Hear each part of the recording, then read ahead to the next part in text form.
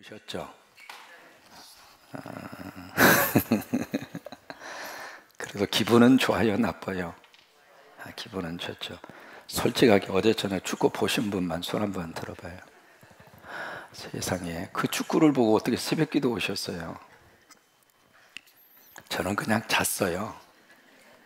잤는데 집사람이 끝까지 보겠다고. 그래서 한 12시쯤 일어나서 보니까 보는 것이 아니라 소파에 누워 계시더라고. 그래서 그냥 주무시나 보다 싶어서 도로 들어가서 이제 잤는데, 한참 자고 있는데 막 그냥 흥분된 목소리로 이겼다고. 왜 자고 있는데 그리요? 어쨌든 기분 좋은 지난 밤이었습니다. 여러분, 독일이 지금까지 피파 랭킹 1위입니다. 전 세계에서 가장 축구를 잘하는 나라가 독일이고요. 지금까지 경기를 해서 아시아가 독일을 꺾은 예가 한 번도 없습니다. 그동안에 이 독일이 월드컵에서 4번 우승을 합니다. 그리고 준우승을 4번이나 합니다. 그러니까 4년마다 월드컵이 있잖아요. 그러니까 8번에 걸쳐서 준우승과 우승을 했으니까 이게 역사가 얼마나 긴 역사를 가지고 있어요. 근데 그런 독일을 아시아에서도 그리고 한국에서도 이겨버렸어. 그냥 몇 대 0으로, 2대 0으로. 물론 16강은 진출을 못해서 아쉬움이 있습니다만은, 그 손흥민 선수가 참 기가 막힌 이야기를 거기에서 했더라고요. 뭐냐면, 대한민국 국민을 위해서 이대로 돌아갈 수는 없다. 그게 아마 모든 선수들의 마음속에 하나가 이렇게 뭉친 것 같아요. 그러니까 선수 하나하나의 마음속에 그런 절박함이 서로 같이 연결이 됐고, 또 하나가 돼서 최선을 다하는 그 모습이 아마 전체 우리 국민들에게 큰 하나의 희망을 주고, 결국 독일은 어떤 일이 있어도 한국을 잊어버릴 수가 없을 겁니다. 왜요? 예선전에서 탈락을 했지, 그것도 한국이 2대 0으로 졌지. 지금까지 한국이 2대 0으로 이길 수 있는 확률은 거의 없었어요. 근데 이제 그런 스코어 차이로 이기게 돼서 결국 한국의 정신이 독일을 이긴 거예요. 이제 그런 마음으로 우리 대한민국이 평화의 통일도 이루어 갔으면 좋겠고, 어제 말씀드린 것처럼 강대국 틈 속에 우리나라가 딱 포진해 있습니다만은, 우리는 생각과 마음이 하나로 뭉쳐지면 돼요. 할 수가 있어요. 그 어떤 사람이라 하더라도 우리의 그 의지와 끈기, 그것을 꺾을 수 있는 사람은 없습니다. 우리가 간절히 기도해서 이 땅에 진정한 평화가 이루어질 때까지, 그리고 핵에 대한 문제가 해결이 될 때까지 더 많이 기도하고 하나님의 은혜를 구하는 저 여러분이 될 수 있게 되기를 바랍니다. 오늘 본문의 말씀에 이웃에 대한 말씀을 몇 군데에서 우리에게 해주시고 있습니다. 21절을 보시면, 이웃을 업신여기는 자는 결국 무엇을 범해요? 죄를 범하는 자다. 그러니까 하나님 앞에 죄 짓는 것 가운데 하나가 바로 뭐냐면 이웃을 업신여기는 자. 업신여긴다는 것은 멸시하는 사람이죠. 그러니까 이웃을 멸시하는 사람은 하나님 앞에 죄를 범하는 사람이다. 그리고 빈곤한 이웃을 위하여 불쌍히 여기는 사람은 뭘 받느냐면 복이 있는 자니라. 이웃에게 친절을 베풀고 이웃을 불쌍히 여기는 사람은 하나님에게 복을 받을 수 있는 사람이다 라고 하는 말씀을 해주시고 있고, 그 다음에 31절에 가서 보시면, 가난한 사람을 학대하는 자는, 그러니까 가난한 이웃이 되겠죠. 가난한 이웃을 학대하는 자는 그를 지으신 이를 멸시하는 자요. 그를 지으신 분이 누구예요? 하나님이죠. 그러니까 가난한 사람을 학대하고 멸시하는 사람은 그러니까 그를 만드신 하나님을 멸시하는 자요. 그러면 가난한 사람하고 하나님을 지금 일치하고 있는 거예요. 가난한 사람을 하나님으로 지금 표현을 하고 있는 거거든요. 그러면서 궁핍한 사람을 불쌍히 여기는 자는 주를 어떻게 해요? 공경하는 자니라. 공경이라는 것은 하나님을 높여드리는 거죠. 우리가 성경에서 만나는 그 하나님의 마음을 우리가 읽을 수 있는데, 성경은 철저하게 약자 중심으로 쓰여지고 있습니다. 그러니까 없는 사람, 가난한 사람, 불쌍한 사람, 그 사람들 중심으로 성경의 역사가 쭉 이렇게 쓰여져 가고 있습니다. 세상은 가진 자 중심으로 세상이 돌아가고 있거든요. 기득권이나 권력이나 물질이나 어떤 가진 자 중심으로 세상의 역사가 흘러가고 있다면 성경은 정반대입니다. 없는 사람, 불쌍한 사람, 가난한 사람, 허약한 사람, 병든 사람, 고아, 과부, 그런 사람들 중심으로 성서의 역사가 쓰여지고 있습니다. 여러분, 왜 그러냐면 하나님은 어디에 계시는가? 우리가 생각하는 세상적으로 높은 성공의 자리에 하나님이 계시는 것이 아니라 어떤 의미에서 가장 아프고 상처받고 쓰라리고 가장 밑바닥에, 거기에 하나님이 계세요. 우리가 일이 잘 되었을 때 하나님을 만나는 것보다도 일이 안 되고 실패하고 낙심하고 그때 하나님을 더 잘 만납니다. 왜 그럴까요? 거기 하나님이 계시는 거예요. 예수님이 고관대작 집에 예수님이 태어나신 것이 아니라 가장 그것도 베들레헴, 그것도 말구요, 바로 거기에서 예수님이 태어나셨다고 하는 그 이유는 하나님이 어떻게 이 세상에 존재하고 계시는가, 거기에 하나님이 계시는 거예요.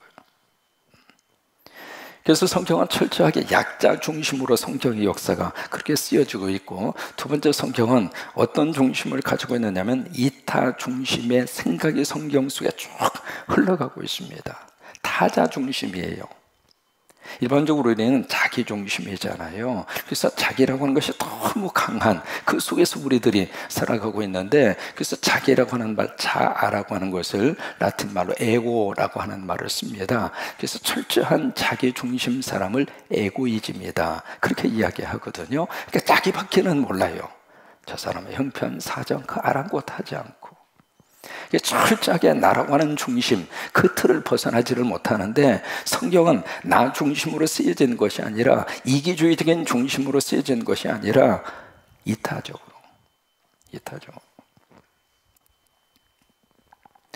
그래서 이타적인 그 중심의 모습이 무엇으로 나타나느냐면 아가페, 사랑으로 나타납니다. 남을 생각하고 남을 사랑하고 그 아가페 사랑으로 나타나는데, 그 아가페 사랑을 두 가지로 우리에게 요청을 합니다. 적극적으로 아가페 사랑을 실천하도록. 그것이 바로 이웃에게 필요한 것을 공급해 주어라. 그게 아가페 사랑의 적극적인 실천입니다. 이웃이 필요한 것을 내가 도와주고, 그게 구제죠. 그래서 하나님의 교회는 구제에 대한 부분은 선택이 아닙니다. 반드시 해야 되는 일 가운데 하나가 구제입니다.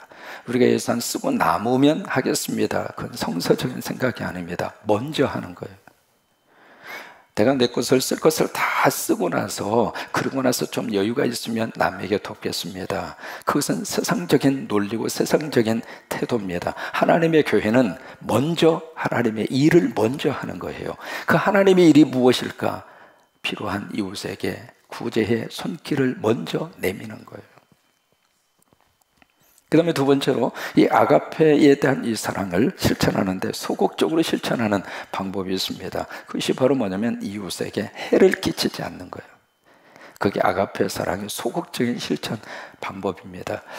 하나님께서 10가지 계명을 우리에게 주셨잖아요. 그 중에 4번째부터 10가지가 이웃에 대한 계명인데, 그 중에서 5번째부터 10번째까지, 근데 그 적극적으로 주신 계명은 딱 하나밖에 없습니다. 그것이 바로 뭐냐면 내 부모를 공경하라. 그리고 나머지의 계명들은 모두 다 소극적이에요. 살인하지 말라, 간음하지 말라, 도둑질하지 말라, 이웃에 대해서 거짓 증거하지 말라, 이 모든 것은 다 소극적인 그런 그 계명들이거든요. 다시 말해서 이웃에게 해를 끼치지 말라고.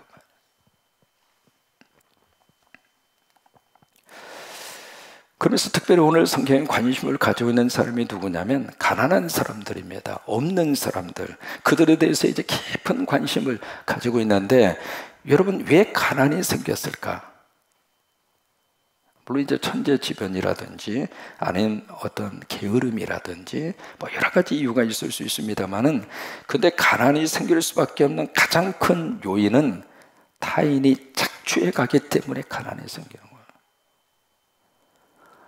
지금 미국에서 1년에 한 번씩 뭐가 있느냐면 이렇게 쓰지 않는 물건들이 있잖아요. 그리고 부패된 것들이 있잖아요. 음식도 마찬가지고요. 그것을 다 모아서 태평양 어느 한 지점에 가서 바닷속에다가 쏟아 붓는다는 이야기를 들었어요.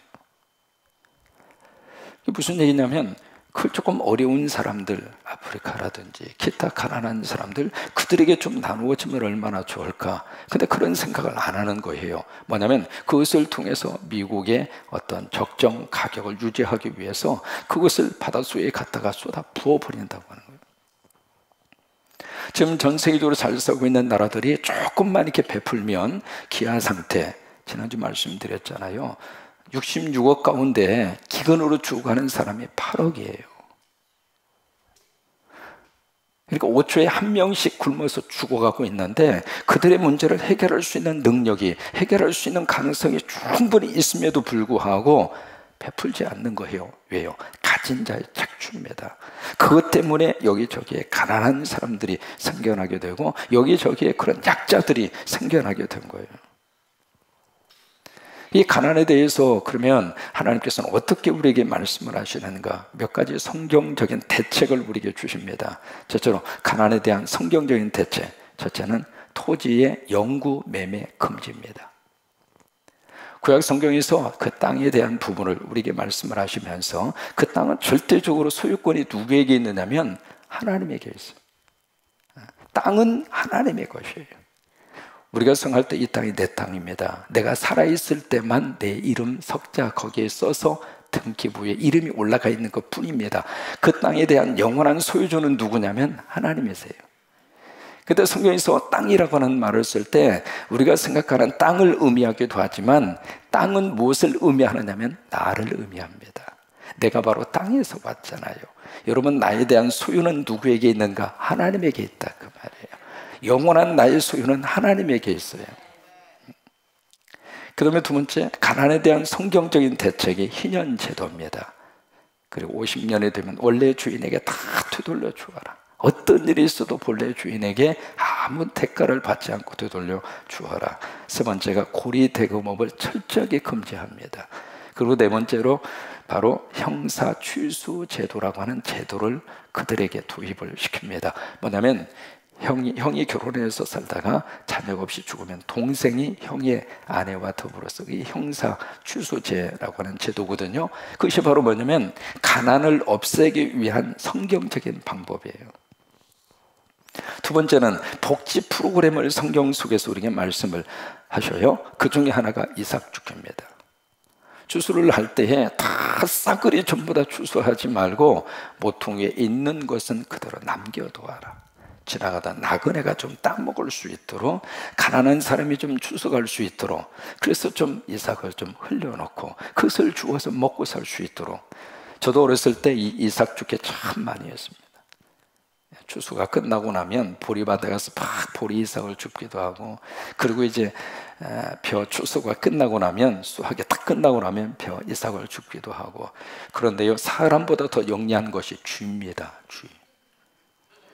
그래서 쥐가 기가 막히게 자기의 창고를 널찍하게 넓혀놓고 거기다 다 그냥 부지런히 갔다가, 그래서 이게 이삭 줍기 하다가 꾀가 생기면 쥐구멍을 막 파는 거예요. 막 파면 와, 쥐가 이만큼 모아놨어요. 그거 이제 내가 갔다가 먹는 거지 뭐. 이게 이제 성경에서 말하는 사회복지 시스템이에요. 또 하나는 3년마다 납부하는 뭐가 있었느냐면 11조가 있었습니다. 세금 형태인데 가난한 자들은 3년마다 납부하는 이 11조를 납부하지 않도록 그것을 면제를 시켜줍니다. 이것이 성경에서 말하는 사회복지 시스템이에요.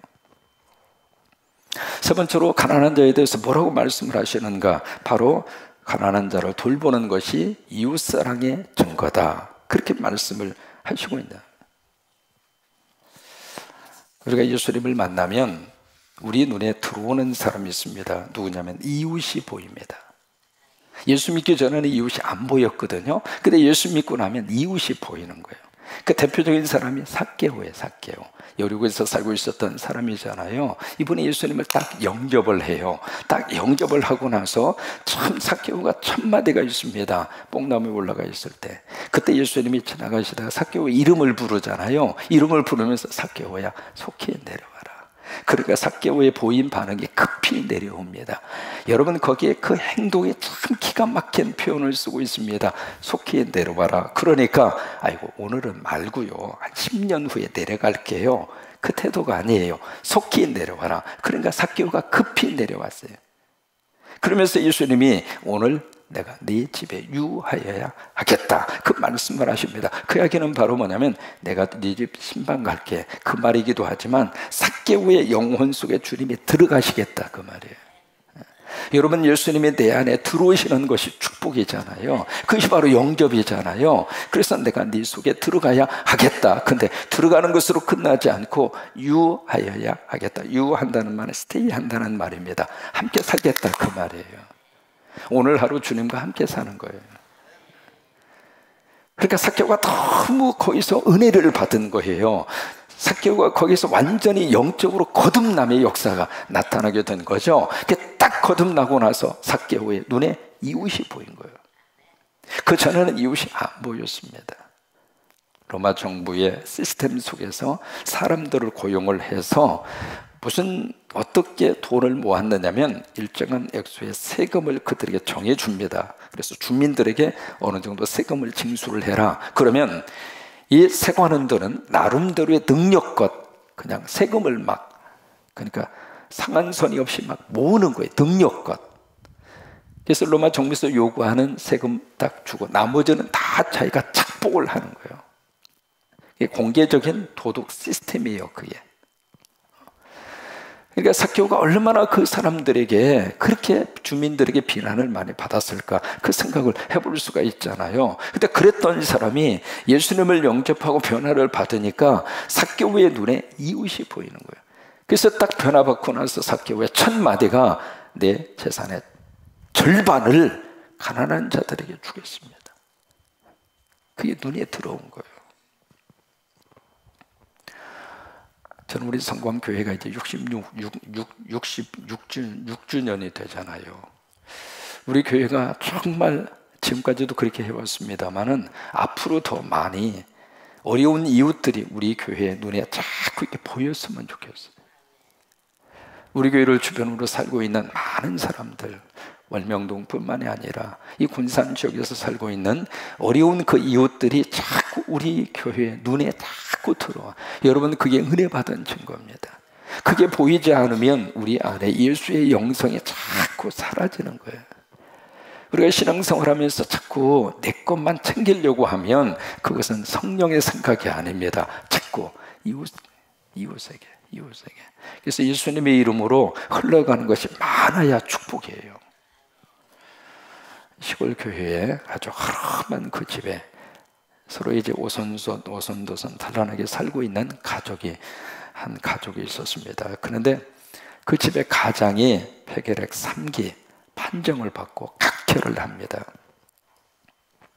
근데 이제 폐결핵 3기에 각혈까지 하다가 보니까 완전히 이 환자가 신경질적으로 변해버리고 말았죠. 근데 그 옆에 이제 아내가 간호도 해주고 잘 해주려고 애를 썼지만은 그 남편의 신경질 나는 그것을 그냥 화만 내고 신경질만 부리고 그래서 결국 그것을 견디다 못해서 이 아내가 집을 뛰쳐나가버리고 말아요. 아이를 데리고 집을 가출해버립니다.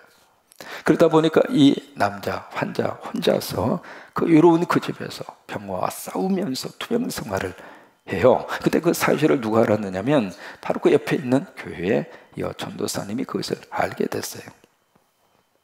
옛날만 하더라도 다 교회에 목사님보다는 전도사님들이 목회를 많이 하고 있었거든요. 그래서 이 전도사님이 그 불쌍한 생각이 들어서 교회는 나오지 않고 예수를 믿지 않는 사람이지만 그 집에 매일 들려서 음식도 해주고 더러운 방도 치워주고 그래서 그 환자의 뒤치다거리를 다 해주는 거예요. 근데 이 환자가 이미 마음이 틀어진 상태이기 때문에 그 전도사님에게 고맙다 뭐 그런 말은 뭐 전혀 하지도 않고 비아냥대는 거예요. 불쌍한 사람 돕는다고 그렇게 기분이 좋으냐? 뭐 그런 식으로 아주 이거 완전히 이제 마음이 틀어진 거죠. 당신이 이런 식으로 나를 돌봐주는 언제까지 하는지 한번 봅시다. 뭐 그런 태도죠. 그래도 이 전도사님이 묵묵하게 그냥 말 그대로 그냥 예수님 섬기는 심정으로 계속 그렇게 이 환자를 돌봐주고 각결해서 피가 나온 것을 다 그렇게 닦아주고, 어느 날 이제 그 집에 딱 가서 보니까 그날따라 이 각혈을 얼마나 많이 심하게 했는지 온 집안이 그냥 다 피투성이가 될 정도로 이제 그런 엉망진창인 그런 상태인데, 그날따라 이 사람이 피로 얼룩진 그 이불 밑에 사과 하나를 딱 꺼내더니 하는 말이, 저희 집에 와서 이렇게 잘 돌봐주고 이렇게 사랑을 베풀어주고 뭐 제가 이렇게 너무 감사한데 드릴 것은 없고 뭐 제가 줄 수 있는 것은 이거 하나밖에 없는데 이거 갖다가 드세요 하고 사과를 주는 거예요. 사과를 주는데 이게 각혈을 해서 그 환자가 집어주는 그 사과, 여러분 그 쉽게 그 받을 수 있겠어요? 근데 전도사님이 그것을 고맙습니다 하고 딱 봤더니 그 자리에서 씻지도 않고 그 사과를 그냥 맛있게 먹는 거예요.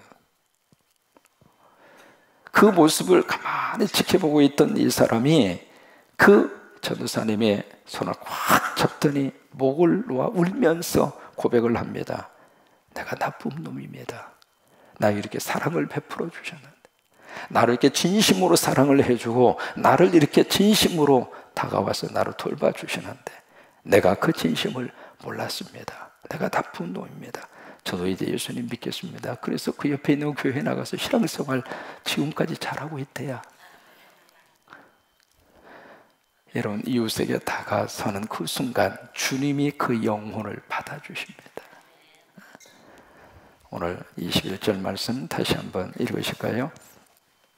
이웃을 업신 여기는 자는 죄를 범하는 자요, 빈곤한 자를 불쌍히 여기는 자는 복이 있는 자니라. 다시 한번 고백하시죠.